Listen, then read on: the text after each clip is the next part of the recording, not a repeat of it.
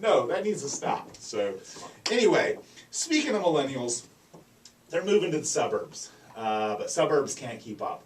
And I think that in Tampa Bay, we've thought of, I think for a pretty good period of time, most people had a preconceived notion that millennials were sticking around the kind of core urban areas. South Tampa, Seminole Heights, Tampa Heights, and that was kind of the focus. The focus of the population of millennials were sticking more in those areas. But now, especially in Tampa Bay, as development grows, as you have more developments popping out in East Hillsborough, in North Tampa, Carrollwood, more restaurants, it seems that millennials are looking for more smart home features and bigger houses, and they're moving to the burbs. So, Nathaniel, how many of your friends moving to the burbs? That's exactly right. A lot. I Yeah. see a lot, especially that rent here in South Tampa, where the rents are very high, but now all of a sudden they're okay with moving out to Brandon or Riverview, like you said, to get more bang for their buck, get more home, more space, a newer home. So some really don't mind the commute. I've even had a lot of friends talk about moving to New Tampa and Wesley Chapel and being okay with that drive into Tampa every day. Yeah. Because again, they would rather have more space, a newer home, and get more bang for their buck. And I think, let's face it, you've also got restaurants and shopping malls and all kinds of development that for a long time,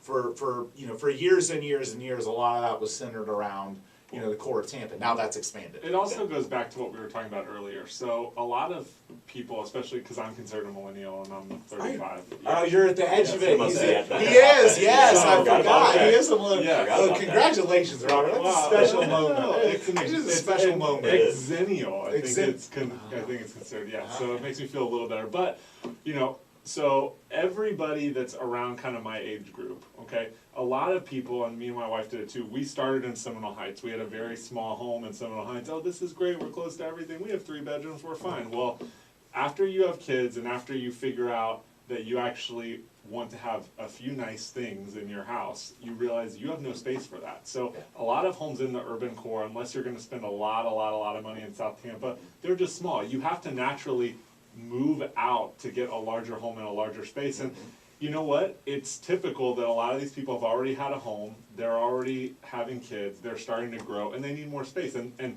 a lot of our friends kind of did the same thing. I know a ton of people who moved from Seminole Heights, which is a great area, but the homes are small, out to Carrollwood where the homes are bigger. And it's kind of, I live in Carrollwood, it's really as close in as you can get without being in a really older area. And I think the other thing is, specifically to Tampa Bay, we talk about the suburbs can't keep up, and it's merely construction. I have friends that are in the construction industry that are working for large-scale builders and developers, and they can't keep inventory. It's growing so fast, they're selling everything they make, and it's the suburbs aren't keeping up, and I think not just keeping up from a housing standpoint, but also from an infrastructure standpoint. As more population shows up, there's more need for restaurants and all those types of things. So it's definitely a challenge in parts of the country. I think Tampa Bay's done a pretty good job with it, but I think that some of our lack of downtown development has kept some people. For example, as soon as a lot of that stuff starts getting released for sale, there's going to be inventory free up because people from other parts of town, people that have the kids have moved out, young people, they're going to want to move there to be close to it because it's another option that we really don't have much of right now. So I think that will change some things, but ultimately it also has to keep up with development infrastructure. It's got to have restaurants, it's got to have grocery stores, it's got to have all those things. And what a lot of developers are figuring out is that people want to live actually in the suburbs, but they want that town center feel, Correct. An area that they can actually go to and almost have a downtown experience but close to home. So what you're seeing a lot is what we're really seeing at Midtown Tampa development that they're doing at Dale Mabry and 275. So a lot of areas of town are coming up with their own really walkable developments. I just saw yesterday that a group's going to be, they just got financing secured to build something similar in Brandon. And I mean, that's an area that you really would never see something like that, but what developers are doing now is they're trying to create that downtown experience that for years they thought nobody wanted. Now they realize a lot of people do want it, and they're trying to create it closer to the suburbs. Yeah, and I think with that whole walkability, restaurants, pubs, those types of things, all in kind of that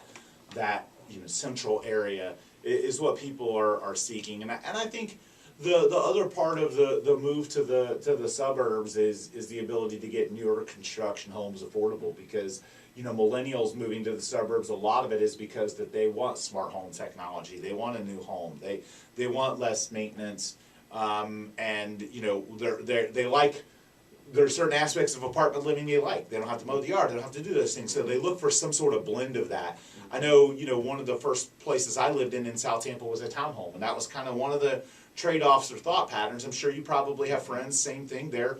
They don't want to go full-on house, but they want to own, and the suburbs and new construction seem to be like a bridge in between. Mm-hmm. Exactly, and I think it goes back to what we were discussing a little bit earlier with lifestyle, and just really understanding where buyers are at and what's most important to them, and then showing them what they can get for $300,000 in South Tampa as opposed to $300,000 in New Tampa or Brandon and Riverview. Yeah. And a lot of times just having those options helps us so much as buyer agents to just show people. And I think that's it's a good point, because a lot of home buyers, we talked about this before, but home buyers will say that here's what I want. Exactly. And then when you go out and show them other things, they reconsider, because they just didn't know that was an option. Like you could say, I want to find a house under 300 in South Tampa. And you go and show them what's available in South Tampa under 300. And yes, believe it or not, there are still, we've got a house coming up in the Plant District under 300. They're out there. Not a ton of them, but they're out there. So the reality is that they see what they can get, and then you say, oh, and by the way, here's a 4-bedroom, 3-bath, 3,400 square foot house out here in East Hillsboro for the same price. Double the amount of space, double the lot size, 3-car garage. You show them all the things they can get out for the further out they go, and then they say, wait a second here, should I maybe reconsider my options? And we always joke about it, but the reality is buyers come in thinking they know what they want, but as soon as they start looking at houses, running numbers and things like that, the other challenge, South Tampa, you've got flood zones, you've got older homes, you got higher insurance, you got higher taxes. So some people will look at it and say, man, I can get so much more bang for the buck somewhere outside of South Tampa. And then other people might say, you know what, it's where I want to be. I'm going to be there. Or I want to be on the beach. Or I want to be, in Old Northeast St. Pete or downtown St. Pete. Whatever it is, whatever trendy area, a part of Tampa Bay you want to be in, there's a premium to pay in those areas when it comes to real estate, so you get less bang for your buck.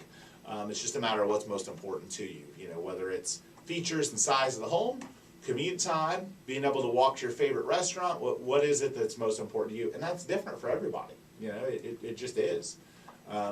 We have customers that come in to sell their house, and they say things like, oh, this house is perfect for everyone.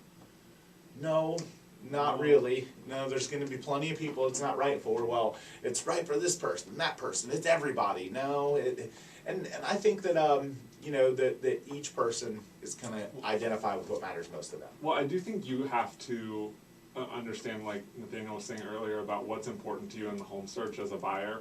I do think the only thing that you usually can't change about a home is the location. Right. And correct. I have gotten burned on that. Thank goodness it was rentals, that I was renting years ago, that I thought, oh yeah, I can live here. The drive's not a big deal, whatever. And it's not the drive that bothered me, but it was actually the sitting in the traffic that bothered me. So I think that location, you have to be really confident in whatever location you pick. Right. No matter if you want to live in the suburbs or in the city or wherever.